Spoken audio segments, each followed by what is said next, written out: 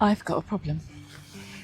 I am addicted to my phone. There's no doubt about it. I tried to put the facts to the back of my mind for a long time. I tried to ignore it for a long time. I tried to imagine that there's no way in the world that I would be addicted to my phone, but yet here we are. And this all came cracking open the other week for me in quite a big way.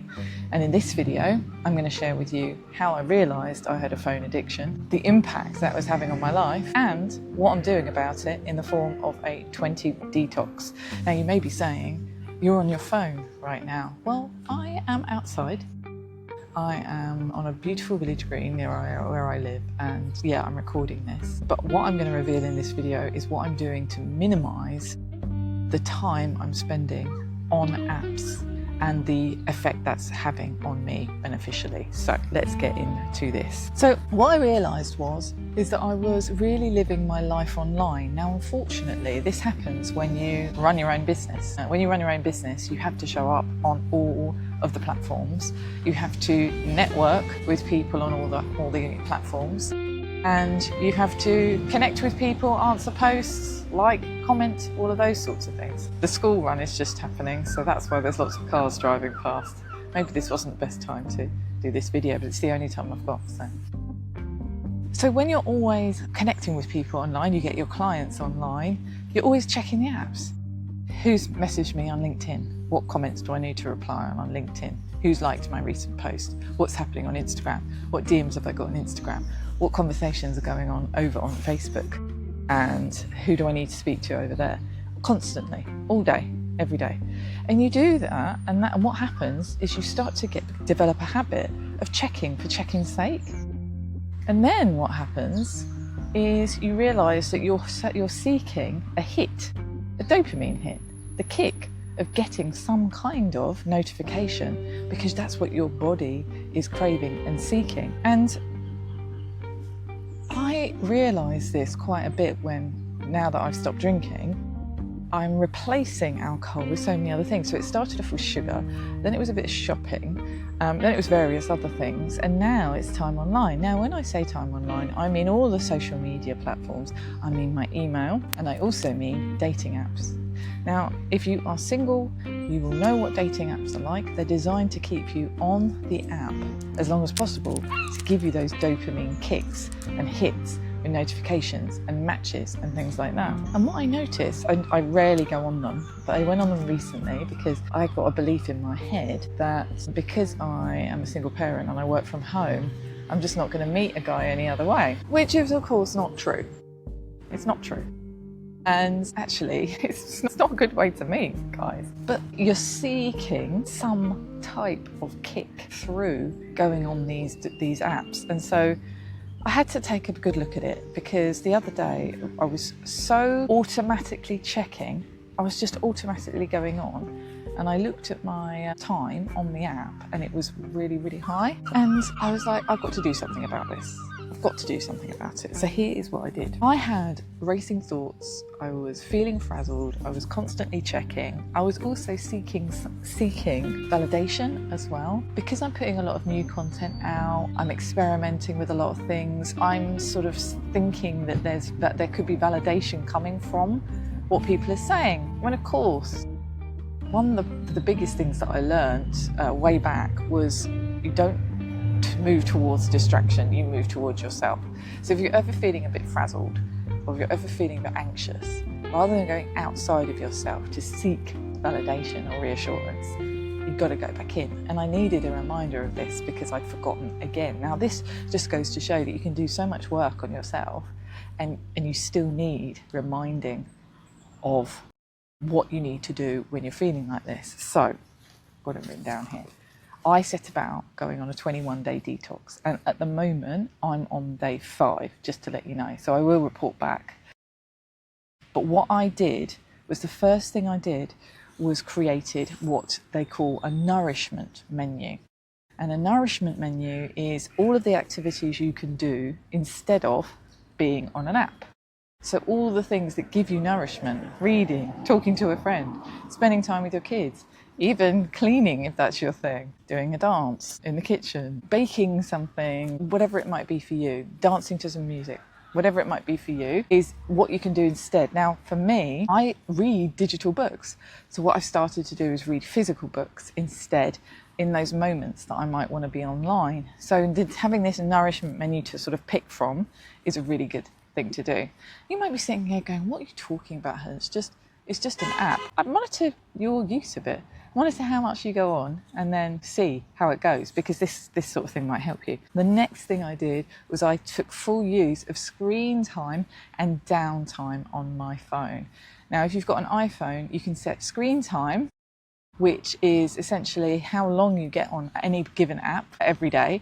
And I set my screen time to 1 hour across all platforms. Now that means I've got to, I have to rely on scheduling my content, but I'm going on only for a total of an hour to reply to comments and things like that. That immediately massively helped me. And yes, you can override it, and I have had to do that a few times, but it's hugely reduced checking, and it's reduced the urge to check automatically when you weren't even thinking about it.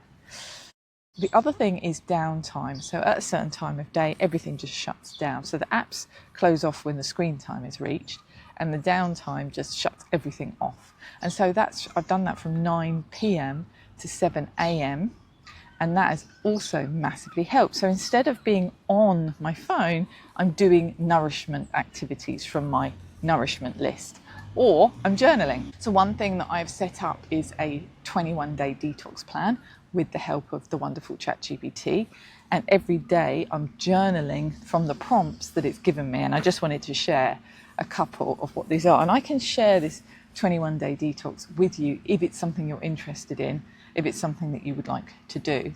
So the first day was called the scroll spell. And what I needed to do was identify what I'm hoping to feel when going on these apps. And I was journaling things like hoping to feel seen, hoping to feel validated, when really I don't need that from being online. And I came up with these affirmations. I don't need to be online to feel seen.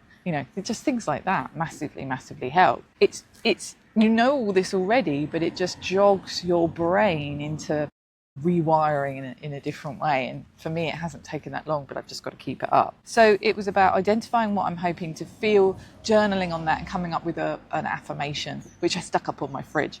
Day 2 was about identifying these micro moments of stillness. So what happens when I pause? And what that was hoping to do is break this automatic just going on an app and checking. The other thing I did was I just deleted all the dating apps. Feel so much better immediately for doing that. As I say, anyone that is single, you know what it's like on those things. It's a minefield, and it's got into a conversation with a guy and it was just atrocious. So I feel immediately better. But on day 2, it was about noticing, when I'm pausing, what's happening and what am I feeling?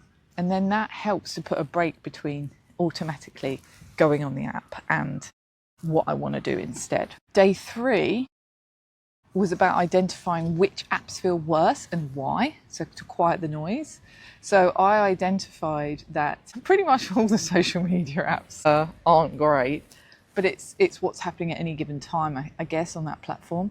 But just in general, it's the reason why you might want to go on. If you reduce it down to business, you really don't need to be on there for that long. Yes, it's important to reply to comments. If you're posting content, yes, it's important to support other people, but you don't need to be doing that constantly dripping throughout your day. So day 3 was really helpful with that. Day 4 was identifying the craving. Now, it is a form of addiction. People say that the phone is the most powerful addictive thing that we have, aside from like smoking and alcohol and things and sugar, right? It is an addiction. So it's about understanding where the craving comes from and what emotion is hiding underneath. For me, I've got a bit of imposter going on at the moment because I'm doing new things, I'm recalibrating, I'm trying new stuff, I'm putting out new offers. And so underneath that need or urge to check, to be seen, it's a bit of imposter, which is normal, right? Normal. That I might be thinking, am I worthy? Am I good enough? Well, this is where the affirmations come in. Yes, I am. I don't need to be online to be worthy. I don't need to be online to prove my worth, because my worth is my worth, my experience is my experience, whether I'm online or not. And then we've got so that was day 4. Day 5 is about slow dopamine. So thinking about, in an ideal day, what would be happening and mapping that out. And what I've noticed is I've understood what's underlying this need to check, which in itself is brilliant. I've got replacement activities that actually have proved really nourishing. So I'm reading this amazing book called Big Impact Without Burnout by Bianca Best, I think her name is. She sent me the book. Thank you, Bianca. I'll be doing a proper review of it. But this is the perfect book to be reading when I'm having some time where I would normally be online doing something that is not online. I'm now sitting on this green when I would normally be behind my desk. So it's things like that. It's really making sure that I'm sticking to my exercise and the well-being activities that I've got in my day, and reducing that digital time, that digital screen time. And already, I will say, I feel tons better. I feel so much better already. I'm really feeling more calm, at peace. My thoughts are not racing as much. I'm sleeping better because of the enforced downtime at night. It's all good, and I want it to continue. So as I say, I'm only on day 5. There's many more days to go, but I'm feeling really positive so far. And if this is something that resonates with you, if you look at your activity on your phone, you think, actually, yeah, I could benefit from this. How I'm feeling when I show up online is not good. I'm not actually enjoying it. It's making me feel anxious. It's making me check all the time. Then maybe that's a sign to apply a digital detox to your life. So comment below or get in touch with me if you would like me to send you the digital detox, and I will check back in after I've finished to let you know what happened.